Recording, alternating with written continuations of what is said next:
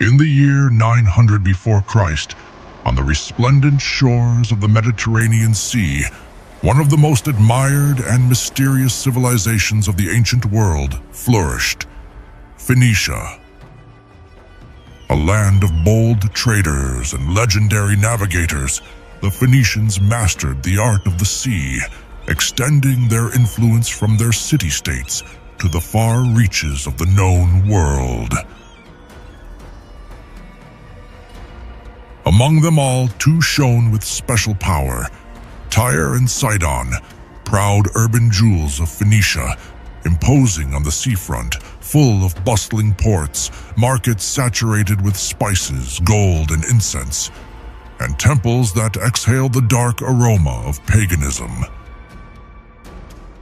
In those cities, opulence and idolatry were not opposites, but allies. Trade financed worship, and worship legitimized power. Baal, the storm god, and Astarte, the goddess of fertility, reigned in the spiritual heart of the people. And between the marble columns and the cobbled streets, where the famous purple fabrics that would clothe emperors were woven, the soul of Phoenicia was tinged with shadows. It was in Sidon, the most prominent in the north, where a figure emerged who would forever change the course of the kingdom. Ethbaal, whose name in the Phoenician language, Ethbaal, with Baal or Baal is with me, was already a harbinger of his destiny. He wasn't born a king, he became a king. A former priest of the Astarte cult, Ethbaal harbored boundless ambition. Not satisfied with the altar, he longed for the throne, and he took it by force. With cunning and violence, he assassinated King Phelis and proclaimed himself ruler of the Sidonians. It was a precise, bloody, and decisive blow. Thus, Ethbaal fused political and spiritual power, priest and monarch, leader of men and guide of dark cults. Under his rule, Sidon became a center of idolatry like never before. Temples grew in number and splendor. Statues of Astarte, with her sensual, deathly visage, appeared on every corner. The cult degenerated into forbidden rituals, sacred orgies, human sacrifices, and blood pacts. Ethbaal was not a mere participant. He was the architect of the entire religious system, the high priest of institutionalized sin. But Ethbaal wasn't content with what he had already achieved. He had a dream, and it wasn't small. It wasn't enough for him to rule Sidon with wealth and power. It wasn't enough for him to be king of the Sidonians or high priest of Astarte. He wanted more. He dreamed of extending his influence beyond the shores of Phoenicia, of aligning the neighboring powers under a single vision: spiritual, political, and profoundly pagan. He wished to build a religious empire where Baal would be worshipped from Tyre to Samaria, from the islands of the sea to the valleys of Canaan. And it was in the midst of this dream of greatness that his firstborn daughter was born. In the golden halls of the palace at Sidon, between fine linen curtains and columns, carved with sacred symbols, Ethbaal silently watched the newborn girl. He took her firmly, brought her close to his chest, and with a solemn, almost ritual voice, pronounced her name: Jezebel. A name of Phoenician origin, steeped in mystery and meaning. Some associate it with the exaltation of Baal. Others translate it as a ritual question. Where is the prince? An ancient invocation uttered in temples, a cry seeking the manifestation of an absent god or the arrival of a new one. But for Ethbaal, it wasn't just a name, it was a destiny. He not only recognized her as his heir, but also consecrated her as an instrument of spiritual conquest. She wasn't just his daughter, she was his legacy. From birth, Jezebel was not raised as an ordinary child. She did not experience the innocent playfulness of other daughters of the nobility, nor was she surrounded by lullabies that spoke of tenderness or compassion.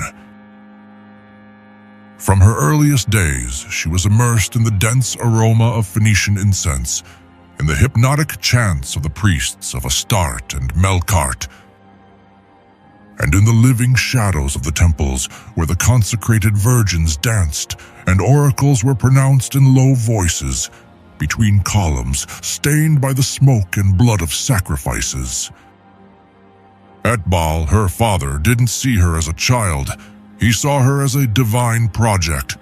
Before becoming king, he himself had been high priest of Astarte, and he understood the hidden workings of religious power. He knew that nations could be subdued more easily by faith than by the sword. Therefore, Jezebel was his most carefully carved jewel. From a very young age, he exposed her to the most complex rituals, to the protocol of worship, to speeches before crowds. His education was not merely courtly, it was both sacred and political. He was taught the languages of merchants, the secrets of persuasion, the history of neighboring dynasties, sacred astrology, and the art of unarmed warfare. During her childhood, while other girls were learning embroidery or childhood songs, Jezebel observed sacrifices, listened to treaties, attended audiences and banquets where ambassadors from Egypt, Hatti, and Tyre discussed routes, ports, and alliances. His room was decorated with maps of the Mediterranean and effigies of ancient gods, and his nurse was a retired priestess who whispered dark tales to him about pacts between deities and kings. Jezebel didn't grow up to obey, but to dominate. In her adolescence, her beauty began to inspire fear rather than admiration. She had a gaze that never wavered. Her eyes were like glowing embers contained behind a veil of elegance. His voice, trained in the psalms of the temples, could both seduce and command. He did not raise his voice to impose authority. All he had to do was speak, and his father's advisors fell silent. His passage through the palace corridors became a ceremony. He knew when to show himself and when to disappear, when to smile and when to keep his face like marble. It was during those years that he began to weave his web of influence in the heart of the Sidonian palace. He didn't do so by storming the halls of power. He did so by waiting, observing, slowly penetrating the circles where the fate of the kingdom was decided. He gained the trust of senior priests by brilliantly interpreting omens and accurately reciting sacred texts. He captivated merchants and emissaries with his knowledge of the language of the sea and the value of spices, wine, and gold. She won over the people not with alms, but with her presence, appearing in processions as a living incarnation of the goddess Astarte, dressed in purple linen, crowned with flowers, and covered in perfumes imported from Arabia. Ethbaal watched all this with a mixture of pride and calculation. He had built a temple with stones and the hands of men. But with Jezebel, he was building a living temple, an altar with a human face from which to manipulate the destinies of entire peoples. As a princess, Jezebel didn't need a throne to rule. Her power came not from a crown, but from her influence. While Ethbaal ruled the kingdom from the throne, Jezebel shaped it from the spirit, from the temples, from the symbols. Her name was pronounced with respect in the streets, with fear on the altars, and with admiration in foreign courts. The virgins of the temple proclaimed her daughter of Astarte.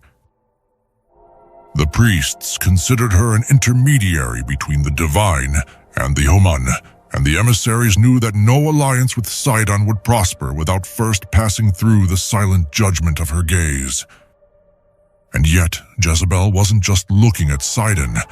From the palace balconies, her gaze was directed southward, toward a divided land with a new king in Samaria, an unstable kingdom, and an even greater throne to conquer. Because her ambition wasn't limited to the heart of Sidon, she was destined for something more, to be a key player in the destiny of the Mediterranean, to spread her cult, her lineage, and her fire. Now, it happened on a mild day, when the Mediterranean winds carried with them the scent of incense and salt. The sky was clear, but an omen hung over the waters. An unusual procession descended from the north. The royal caravan of Israel, headed by the young king Ahab, son of Omri, was advancing towards Sidon with a purpose that was not limited to trade. He was seeking treaties, yes, but also legitimacy, expansion, and an open door to the world across the sea. His father had built the first diplomatic bridges with Phoenicia. Now it was his turn to cross them. From the moment the Israelite chariots crossed the gates of Sidon, the welcome was majestic. The city, rich and ancient, shone like a jewel between the sea and the cedars of Lebanon. Priests walked at the front, sprinkling sacred perfumes. Musicians played drums and cymbals, and dancers wove figures with their bodies to the beat of a solemn welcome. The crowd had gathered in the streets, not only out of respect for the foreign guest, but because they knew that this day would not be just another in the history of Sidon. Omri's son came hungry for the sea, and Ethbaal was waiting for him with a table set and a play already calculated. But it was upon entering the royal palace that Ahab realized he was not simply in a diplomatic court. Inside, the walls were not adorned with battle scenes or portraits of kings. What dominated the place were the gods. Statues of Baal flanked the columns like silent sentinels, their faces carved in stone and their eyes fixed, seemingly watching every step. At the corners, perpetual lamps burned in front of consecrated altars. Solar symbols, moons engraved in copper, arms extended for sacrifices. The palace wasn't just a royal residence, it was a sanctuary. There, political power and religion intertwined like the roots of a single tree. Ethbaal, dressed in a white tunic and a gold-embroidered mantle, descended from his platform with the dignity of a king and the authority of a priest. There was no excess in their greeting, but rather a clear recognition among equals. For 3 days, the negotiations proceeded at a meticulous pace. Maps, trade records, caravan routes, and ports were spread out on stone tables. Ethbaal offered preferential access to Phoenician ports, maritime protection, cedar wood, wine, metals, and artisans. Israel, in turn, would provide what Sidon needed most: grain, oil, livestock, fresh water. Both kingdoms had what the other lacked. A pact seemed inevitable. However, while the treaties advanced in the shadows of the columns and among the voices of the scribes, Ethbaal waited for the opportune moment to reveal his true condition. He didn't just want a trade agreement, he wanted an irreversible union. And on the 4th day, during a banquet in one of the palace's inner gardens, when the cups were full and the incense formed a sacred cloud over the gathering, the Phoenician king spoke. "King Ahab," he said calmly, "the numbers are on the table, the routes are marked, the caravans are ready, but treaties signed in ink can be undone. If we want a pact that will stand the test of time, one that doesn't depend on kings or signatures, it must be sealed with blood, with true union. I offer you my daughter, Jezebel, Princess of Sidon, as your wife. With her, this agreement will be eternal." Ahab didn't respond immediately. Jezebel's name was familiar to him. He knew she was no ordinary maiden. She was known in the neighboring courts as a powerful voice, well-versed in theology, commerce, and politics. Taking her as his wife wouldn't simply mean accepting a woman. It would mean accepting an influence, a presence, a world view. Therefore, he respectfully asked for time to deliberate. "Let me consult with my advisors. Give me a day, and tomorrow you'll have my answer." That night, the deliberation chamber was filled with silence and tension. Ahab stood, looking at his men, and expressed the complexity of the decision before him. "Sidon opens the gates of the sea to us. It offers us wealth, protection, and a future. But with Jezebel, something else comes. What will the prophets think? What will Elijah say?" Upon hearing that name, the counselors exchanged awkward glances. No one dared deny the power of the prophet's voice. However, it was one of those closest to Ahab who broke the silence. "Your Majesty, with respect, Elijah does not rule. You do. What is more valuable, the disapproval of a prophet or the prosperity of a nation? With this union, Israel will grow. Samaria will become a center of trade, a stable throne. The people need wheat, not warnings, peace, not fire." The others nodded, some out of conviction, others out of fear of being left behind in history. Ahab listened, reflected, and before dawn, his decision was made. The next day, he appeared before Ethbaal with a resolute face and a firm voice. "I accept. I will make Jezebel my wife, and with you, King of Sidon, I will seal a covenant that no enemy will be able to break." Ethbaal smiled faintly, as if he had expected that answer from the beginning. He ordered the scribes to seal the treaties with red wax, and the priests invoked the blessing of the gods. Then, with a solemn gesture, he ordered the hall doors to be opened, and then she entered. Jezebel. She walked forward with a firm step, dressed in deep blue linen embroidered with gold, her hair gathered in long braids that fell like living crowns. He didn't come as a pledge of an agreement. He came as an equal, as a figure who knew who he was. His eyes met Ahab's. In that instant, without a word, they both understood that the pact would not only be between kingdoms, but between destinies. Ethbaal took his daughter's hand and placed it in Ahab's. "Here is Sidon," he said, "in blood, in wisdom, and in fire. Treat her as queen, and your kingdom will be unshaken." Jezebel didn't speak, but her silence was louder than many speeches. She looked around as if she were already measuring the terrain.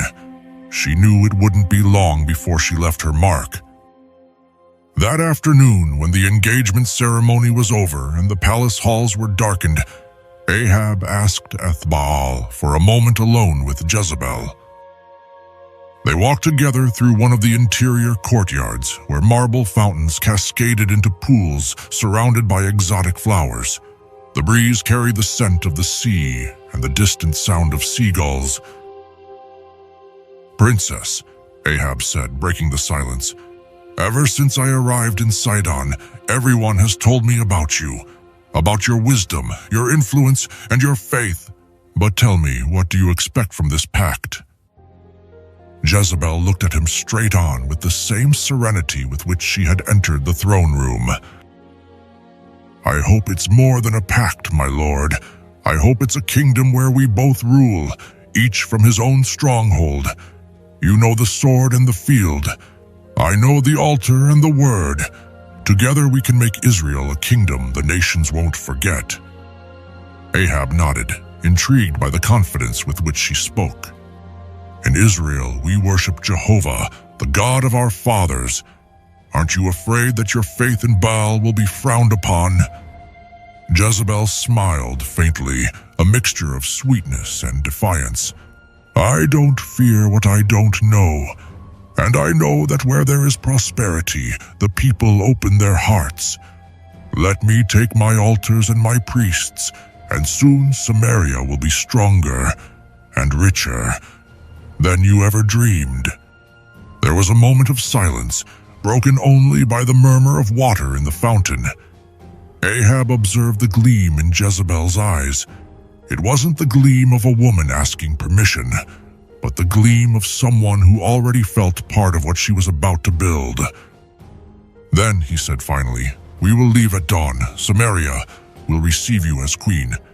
"And I," she replied without looking away, "will receive Samaria as my own." At dawn, the caravan began its return to Israel. It wasn't just a wedding procession. It was a diplomatic, spiritual, and political procession. Jezebel did not travel alone.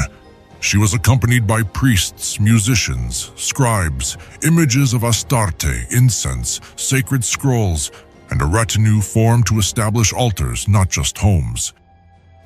Ahab led her with dignity, knowing that what was entering Samaria wasn't just a queen, it was an era.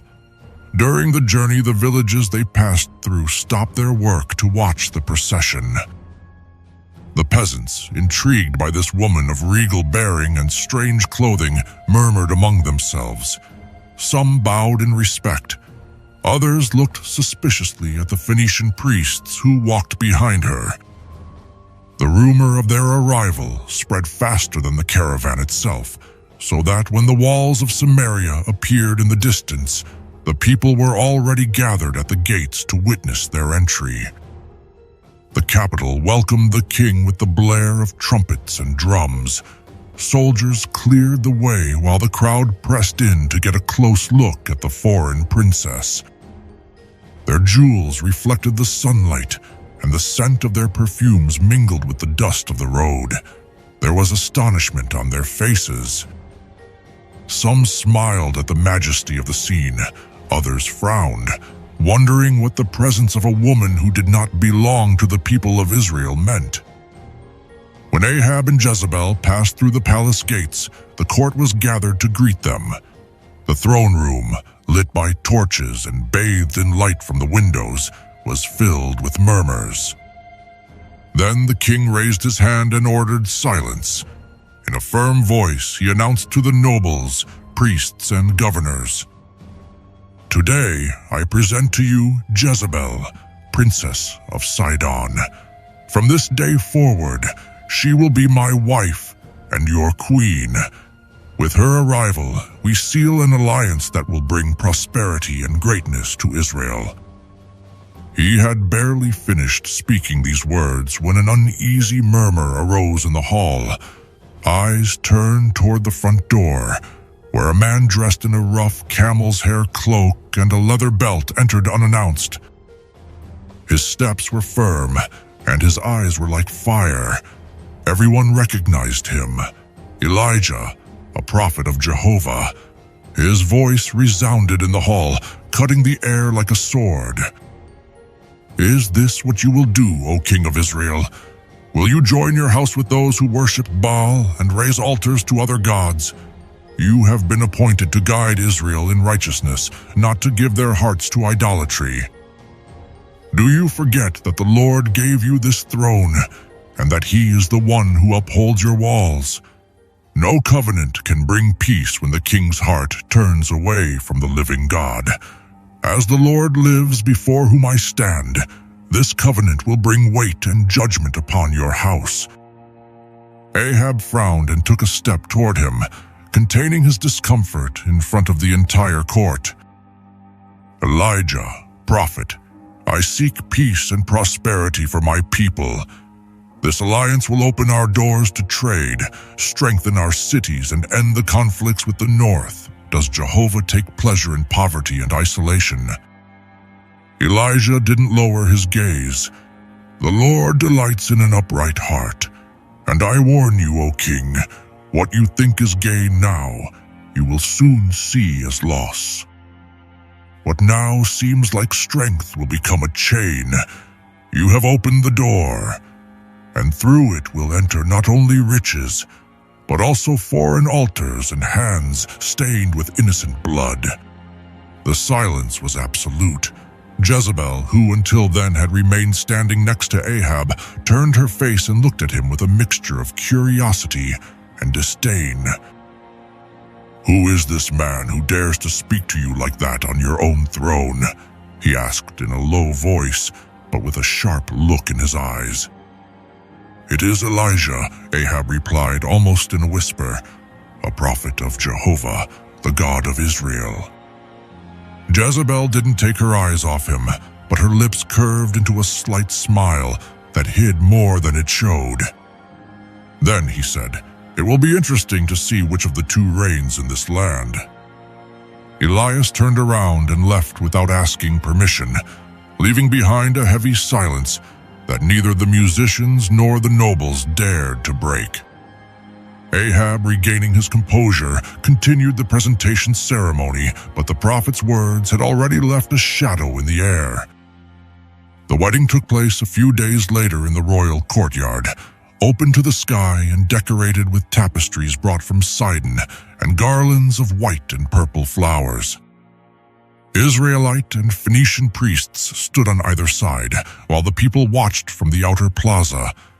Ahab wore a scarlet robe with gold trim, and Jezebel wore a fine linen dress embroidered with silver threads that shone like water in the sun. As the commitment was announced, trumpets blared and the people cheered, mixing emotion and uncertainty into a single clamor. The banquet lasted until late at night. There was music, dancing, and singing in 2 languages. Sidon and Samaria celebrated under the same stars, although each invoked a different god. The next day, Ahab ordered that a royal seat be built in the throne room next to his own. It would not be a secondary bench or a simple ceremonial seat, but a throne carved from cedar of Lebanon, inlaid with ivory, and adorned with figures of golden lions. He wanted Jezebel to sit next to him, not behind him, and for every visitor to understand that the queen shared authority with him. When the work was completed, Jezebel took her place beside the king with the ease of someone who had always belonged there. From then on, every hearing in Samaria was held under the watchful eye of 2 rulers. Ahab, heir to Omri, and Jezebel, daughter of Ethbaal, whose influence was beginning to spread throughout Israel. Their union produced 3 children mentioned in the Bible, Ahaziah, Jehoram, and Athaliah. The latter, following the same spirit of ambition and power as her mother, would come to reign over Judah. Now Jezebel's first days in Samaria were ones of calculated observation. She didn't rush into sudden changes, but every step she took seemed to have a measured purpose. He presented himself generously to the people, distributing gifts brought from Sidon, fine fabrics, exotic spices, jewels, and perfumes that had never reached the markets of Israel.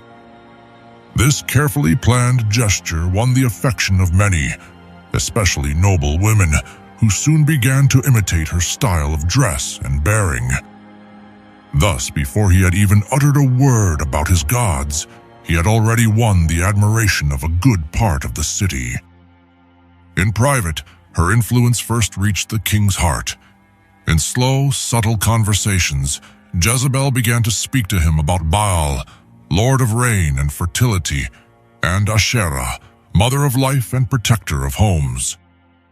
He presented his cult as a sure source of abundance, a tangible path to guaranteed crops, livestock, and prosperity, and in those conversations, with a barely perceptible smile, he would make direct comparisons. "In Sidon, our prayers are not raised into thin air," he said softly. "Our gods are here among us.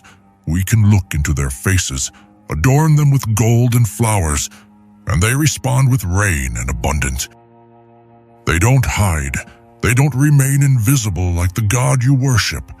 A God who is not seen is a God who is silent. But Baal and Asherah, they listen and they respond." Convinced by his advice and seduced by the promise of prosperity, Ahab ordered an altar to Baal to be built in Samaria. The best craftsmen were summoned, and an imposing structure was erected in the central square. Carved stone columns, a bronze-clad altar, and an image of the god with arms extended toward the sky, demanding offerings from the people. In front of the altar, a large courtyard was set up for sacrifices and ritual dances, where music and incense smoke mingled with the clamor of the worshippers. But Jezebel didn't stop there. She also persuaded the king that Asherah should have a place of honor in Israel. Thus, in a sacred garden within the city, an image carved from cedar wood was erected, adorned with gold and precious stones. Phoenician priests brought from Sidon were appointed to officiate the rituals, and everything was arranged so that the worship of these gods would be integrated into the life of the kingdom. With the altars now up and running, Jezebel turned her attention to the court. At banquets, receptions, and private gatherings with the nobility, she recounted how Baal and Asherah had protected Sidon from drought, war, and famine. He described the rituals, festivals, and rewards these gods bestowed upon those who honored them, and in a persuasive tone, he repeated the same comparison he had used with Ahab. "Israel serves a God who hides in the clouds, who does not show his face.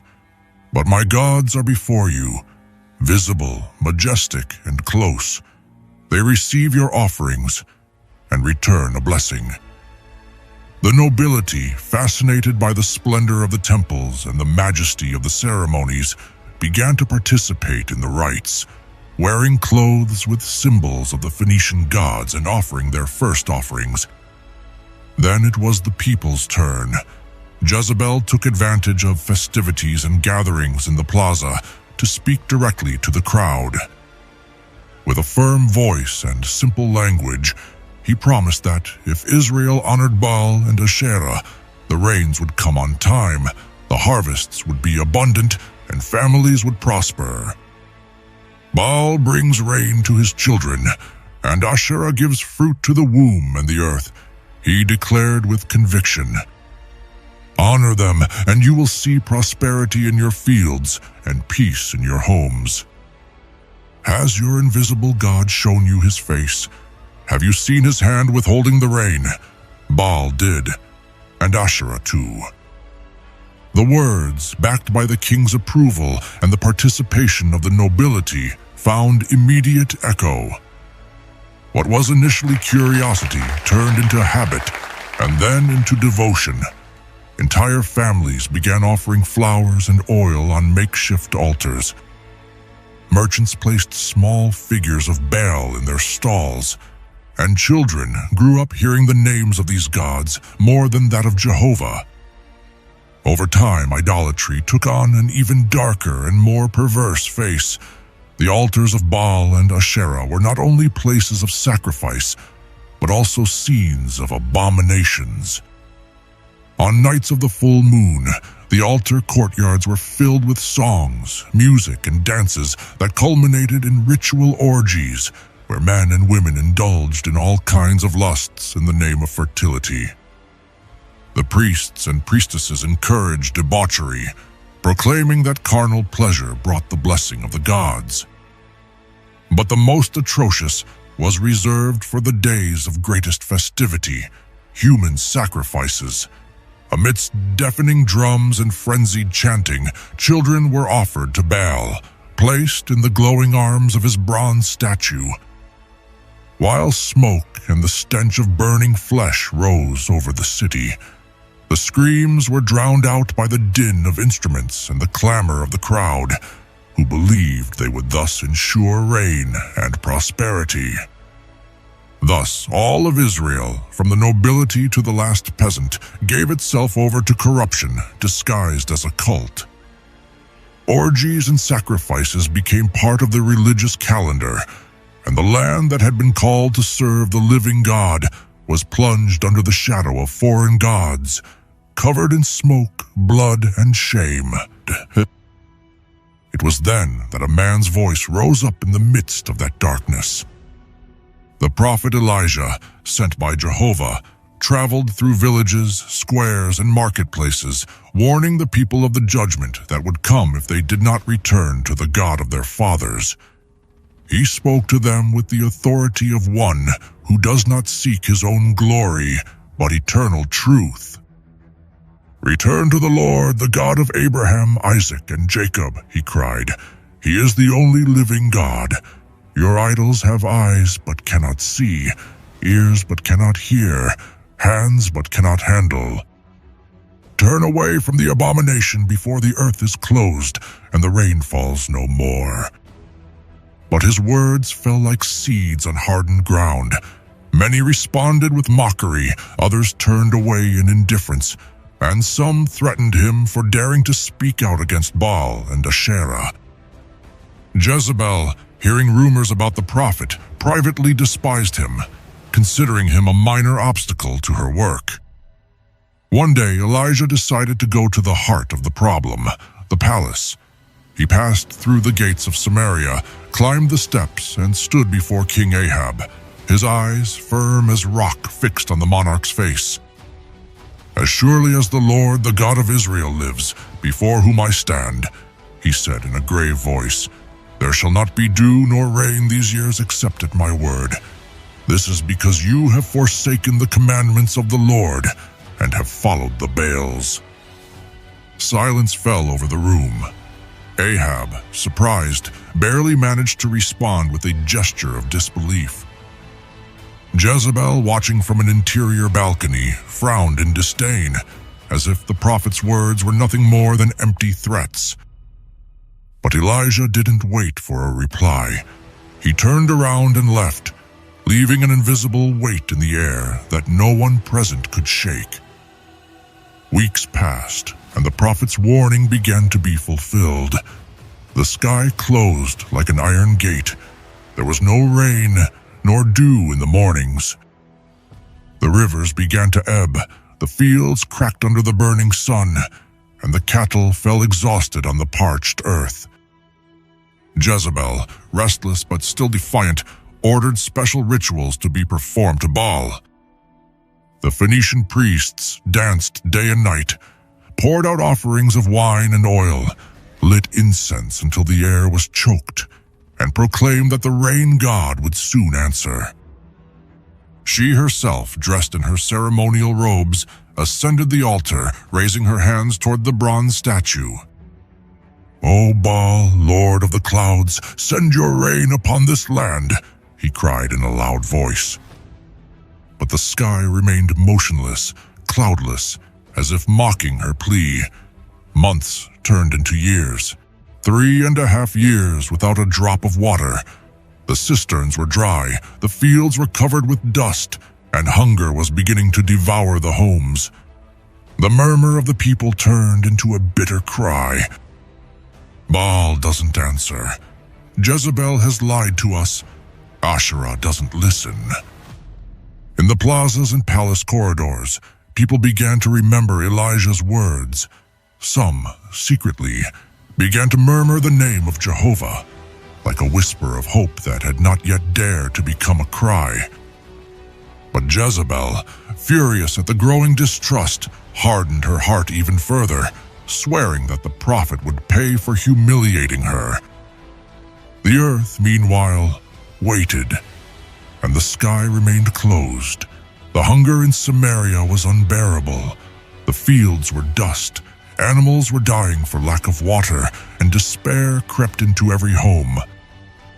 It was then that Elijah, moved by God's word, appeared before King Ahab.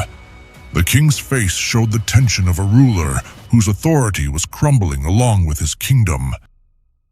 "King of Israel," Elijah said firmly, "now summon all the people and the 450 prophets of Baal, and the 400 Asherahs who eat at Jezebel's table.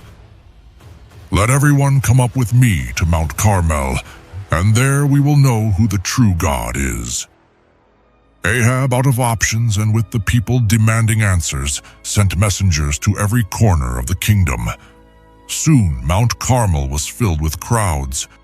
Starving peasants, nobles dressed in worn robes, exhausted soldiers, and at the front, the priests of Baal and Asherah with their colorful robes and bronze crowns. Elijah stepped forward, his solitary figure contrasting with the crowd surrounding him. He raised his voice so everyone could hear. "How long will you waver between two opinions? If Jehovah is God, follow him, but if Baal, follow him." The people remained silent. The prophets of Baal spoke, confident of their triumph. Elijah proposed the test: 2 altars, 2 sacrifices, but without human fire. The God who responded with fire, that would be the true God.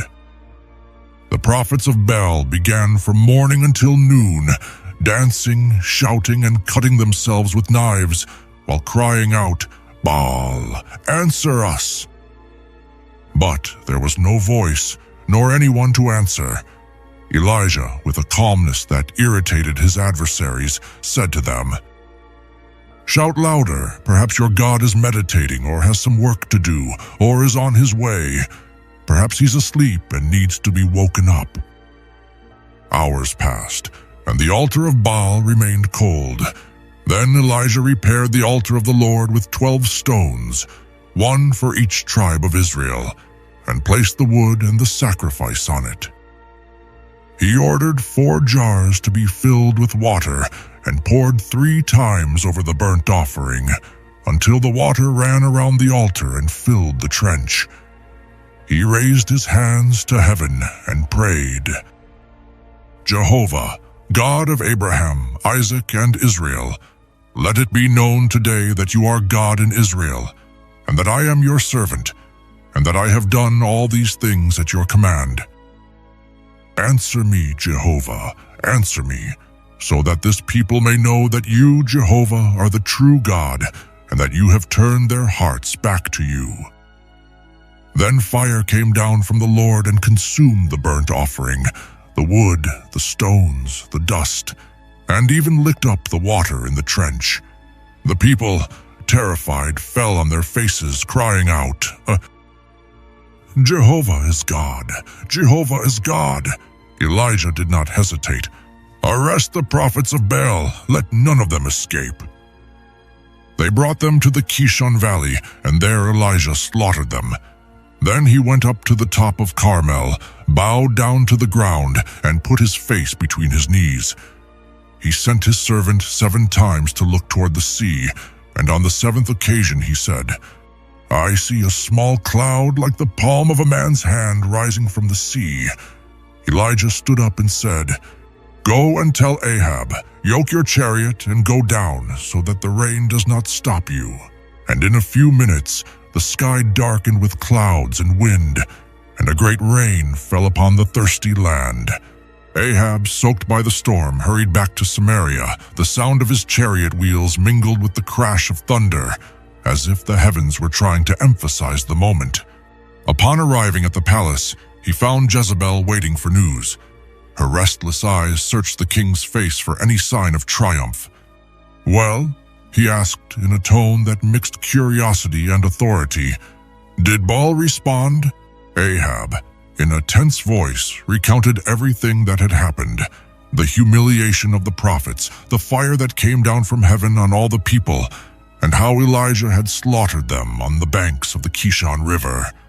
Each word was like a blow that further fueled Jezebel's anger. Her lips curved into a cold smile, and her eyes turned like steel. "May the gods punish me mercilessly," he said in a firm and cutting voice, "if tomorrow at this time I do not do with Elijah's life what he did with the lives of my prophets." The message was sent without delay. When Elijah received it, he felt the weight of the threat. He didn't need anyone to command him. His heart sank, and he decided to flee, not out of cowardice, but because he knew Jezebel wouldn't rest until he saw him dead. Now days passed, and although the drought had ended, the spiritual tension in Israel did not diminish. Ahab's heart, dominated by Jezebel, grew increasingly insensitive to the voice of Jehovah. It was then that a new episode revealed the extent to which the queen's ambition and cruelty would go. In Jezreel, next to the king's palace, there was a beautiful vineyard carefully tended by a man named Naboth. His vines were heavy with grapes, and his land had been handed down from generation to generation. Ahab coveted it, wanting to turn it into a vegetable garden for his palace. One day, he approached Naboth and proposed, "Give me your vineyard to use as a garden, and I will give you a better one, or if you prefer, its price in money." But Naboth, faithful to the law of his fathers, answered, "The Lord forbid that I should give you the inheritance of my fathers." Ahab returned to the palace dejected, starved, and with a gloomy expression. Jezebel found him like this, and in a tone of disdain, said to him, "Are you now the king of Israel? Arise, eat, and be merry. I will give you Naboth's vineyard." Without waiting for a reply, Jezebel hatched a plan. She wrote letters in Ahab's name, sealed them with the royal seal, and sent them to the elders and rulers of Naboth's city. In them he ordered a fast to be proclaimed, and Naboth to be placed in a place of honor, but 2 wicked men to be placed before him, who would accuse him of cursing God and the king. The sentence was implicit, death by stoning. So it was done. The people, deceived by the false accusation, took Naboth out of the city and stoned him to death. Upon receiving the news, Jezebel went to tell Ahab, "Get up and take possession of the vineyard that Naboth the Jezreelite refused to give you for money, for Naboth is no longer alive. He is dead." Ahab went down to take possession, believing the matter was closed. But Naboth's blood was crying out from the land, and God had already sent his prophet to confront the king. The sun fell obliquely on the rows of vines, bathing the leaves in gold and making the grapes shine like beads of blood. Ahab walked among the plants with silent satisfaction, stroking the branches as if they were newly won trophies. In the distance, a murmur distinct from the wind began to grow. Between the shadows of the olive trees, a figure moved forward with a firm step. It was Elijah, the prophet of Jehovah, the one whose word had closed the heavens and humbled the prophets of Baal on Carmel. Ahab's face hardened at the sight, but he didn't back down. Elijah stood before him, his eyes blazing with the certainty of one who speaks in the name of the Most High. "Have you found me, my enemy?" Ahab spat with a mixture of contempt and fear. "I have found you," Elijah replied, "because you have sold yourself to do evil in the sight of the Lord. Do you think Naboth's blood does not cry out from this land? Thus says the Lord, in the place where dogs licked Naboth's blood, dogs will lick your blood, yes, yours." The silence weighed like lead.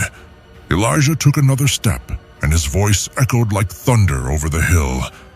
"Behold, I will bring evil upon you, and I will sweep away your descendants as one sweeps away dung, until there is not a man left in Israel of your lineage. And as for Jezebel, the dogs will devour her at the wall of Jezreel." Ahab swallowed, feeling each word sink into his flesh, his shoulders slumped, and his pride crumbled like an old wall. With a downcast face and a broken heart, he tore his clothes, covered himself with sackcloth, and fasted, walking slowly and humbly before God. Then the voice of the Lord came to Elijah, saying, "Have you seen how Ahab has humbled himself before me? Because he has humbled himself, I will not bring disaster on him in his days. In the days of his son I will bring disaster on his house." The prophet withdrew with the certainty that, although judgment had been decreed, God's mercy still bowed to sincere repentance. But the shadow of the coming day still hung over Ahab's house. When Ahab returned to the palace, his face was marked by the weight of Elijah's words. He walked slowly through the corridors, as if each step brought him closer to an inevitable destiny. Entering the royal chamber, he found Jezebel sitting on her throne under a canopy of purple cloth adorned with jewels that glittered in the light of the lamps. "You're back," she said softly, though curiosity burned in her eyes. "What did that prophet tell you?" Ahab looked at her with a weariness he couldn't hide. "He didn't just talk about me. He talked about you. He said the dogs will devour you at the wall of Jezreel." For a moment, Jezebel watched him in silence, and then a cold, loud laugh filled the room. "Is that what he said?" he repeated with a wry smile. "The same one who closed the heavens and then fled like a coward when I threatened him. His words are nothing more than breath in the wind. I am the daughter of Ethbaal, priest king of Sidon. My gods have always protected me, and they will continue to do so. Dogs?" She gave a shorter, sharper laugh. "There are only lions in my courtyards." He stood up with a firm step, his garment dragging on the stone floor, and approached Ahab with a gesture of contempt for divine warnings. "Do not let a man's words make you tremble. As long as I live, Baal and Asherah will have their altar in Samaria, and their worship will not be interrupted." But outside the palace walls, the wind seemed to carry an invisible whisper, announcing that Jehovah's words never fall to the ground unfulfilled. And although Jezebel laughed, the day that Elijah had prophesied had already begun to approach. Months passed, and war once again knocked on Israel's door. Syria, its longtime enemy, rose again. And Ahab, seeking glory for his name, decided to march to the battlefield with Jehoshaphat, king of Judah. Before leaving, the court prophets, men who only said what the king wanted to hear, assured him of victory. However, Micaiah, the prophet of Jehovah, spoke with a firm voice. The campaign would end in tragedy, and Ahab would not return alive. Even so, the king ignored the warning. He tried to cheat fate by disguising himself as a common soldier, thinking he would thus avoid the enemy's attack. Jehoshaphat dressed in his royal attire, while Ahab mingled with the ranks. But in the midst of the battle, a Syrian soldier, not knowing who he was aiming at, drew his bow and shot an arrow at random. The arrow flew through the chaos of battle and found a gap in Ahab's armor, plunging deep into his side. The king, mortally wounded, was held in his chariot as blood spilled onto the floor.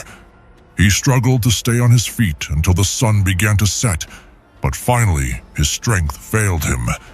He died there, amid the clamor of the soldiers and the din of the lost war. His body was taken to Samaria, and the blood-stained chariot was left beside the pool where the harlots washed. As the servants began to clean the chariot, stray dogs came and licked the king's blood, just as Jehovah had spoken through Elijah. The prophecy had been fulfilled. The house of Ahab had received the first sign of its fall, and although full judgment had not yet arrived, the echo of divine judgment resonated in every corner of Samaria, reminding everyone that the word of the God of Israel is immutable. When the news of Ahab's death reached the palace, Jezebel, still dressed in her queen's robes, remained motionless for a few moments.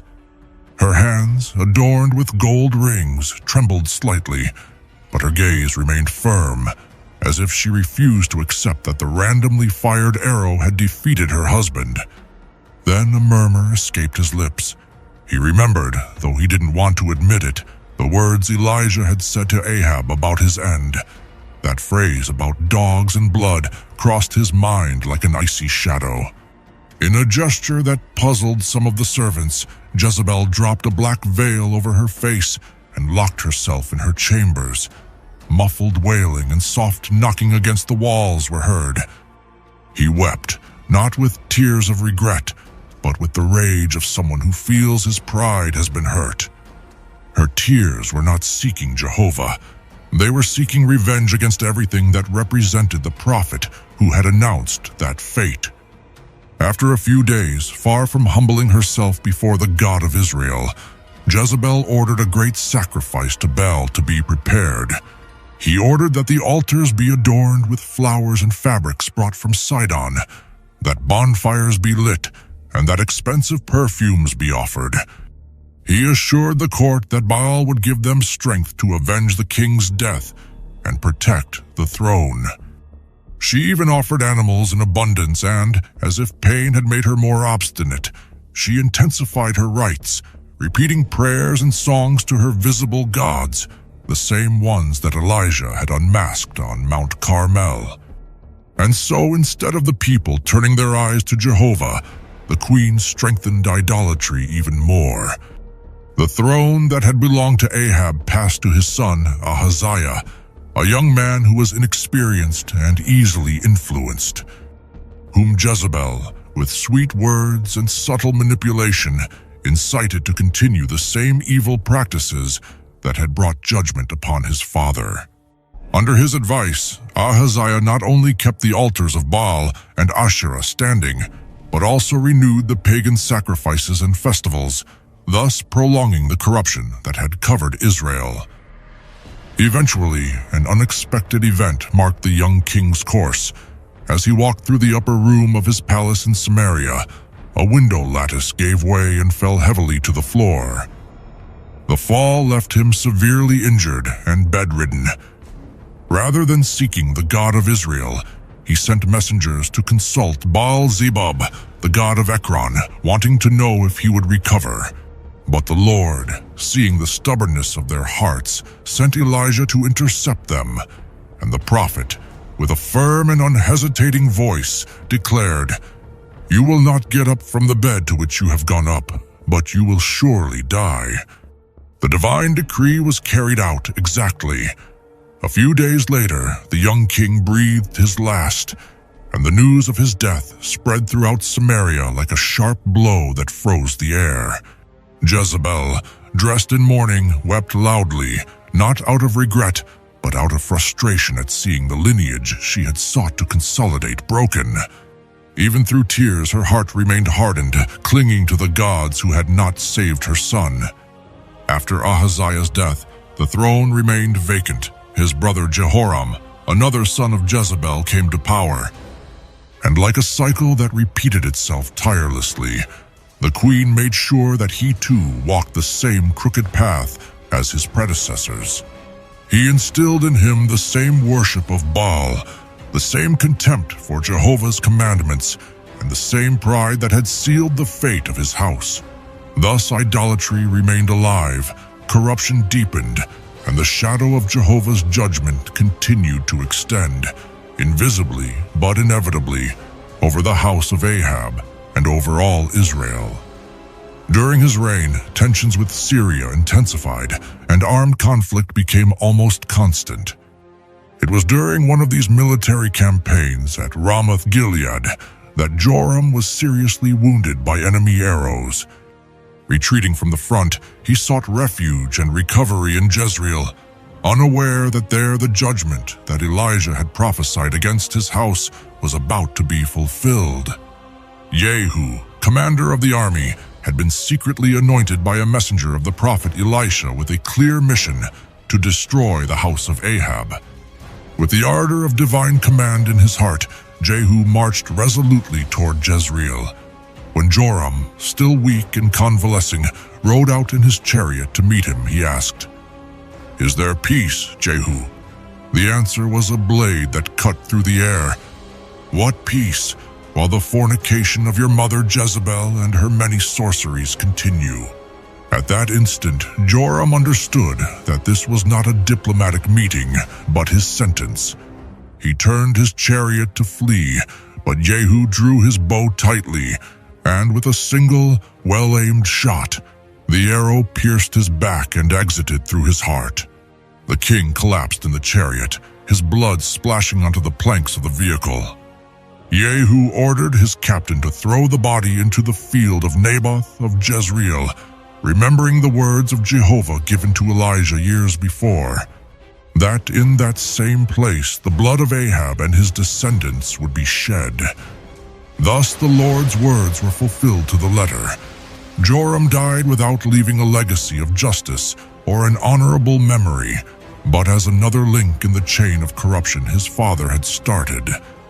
Meanwhile, Jezebel, upon receiving the news, did not break down or weep with repentance. Her weeping was one of fury and wounded pride, for she saw her power crumbling. But still, deep down in his heart, he believed he could defy God's word and stand. In Jezreel, Jezebel still clung to the throne as if power could stay the hand of judgment. When he received the news that Jehu was coming to the city, he understood that it would not be a simple visit. However, instead of trembling, she prepared herself like a queen who intends to face death with haughtiness. She painted her eyes with kohl, arranged her hair, and placed on the most imposing crown she still had. She climbed to the palace window, watching from above as the dust of the road announced the arrival of the new king. Jehu entered the city gate with the same force with which he had struck down Joram. The horses' hooves sounded on the stone, and the spears of his men flashed in the sun. Seeing this, Jezebel spoke in a loud voice, full of mockery and venom. "Do you fare well, Zimri, murderer of his master?" His words were a challenge, an attempt to provoke and show that he did not yet recognize the weight of divine judgment. Jehu, without responding to their mockery, looked up at the window and cried, "Who is with me? Who?" 2 or 3 eunuchs who had served silently under his tyranny for years cautiously peered out. At that moment, Jehu gave the sharp, curt command, "Throw her down." In a single movement, the hands that had previously obeyed Jezebel grabbed her and threw her into the void. The queen's body hit the wall, and then the ground with a loud crash. Blood splattered the wall and the horses' hooves. Jehu drove his chariot over it without stopping, as if it were a worthless obstacle. Afterward, Jehu went in to eat and drink, but later remembered that she was a king's daughter and ordered her to be buried. However, when they went to look for his body, they found that almost nothing remained, only his skull, his feet, and the palms of his hands. The dogs of Jezreel had devoured his flesh, exactly fulfilling the word that Jehovah had spoken through Elijah. In the field of Jezreel, the dogs will eat the flesh of Jezebel, and the body of Jezebel will be like dung on the open field, so that they will not say, "This is Jezebel." With his death, the earth rested from its violence, and heaven justly sealed the last chapter of its history. However, the sentence did not end there. Jehu, zealous for the word of the Lord, exterminated the entire house of Ahab, leaving no male descendants, and destroyed all his relatives and allies. All this occurred as a direct consequence of the sins and corrupting influence of Jezebel, whose hands had led kings and peoples into idolatry and rebellion against the living God. His name remained as an eternal warning that no pride, no matter how adorned with power and cunning, can prevail against the word of Jehovah.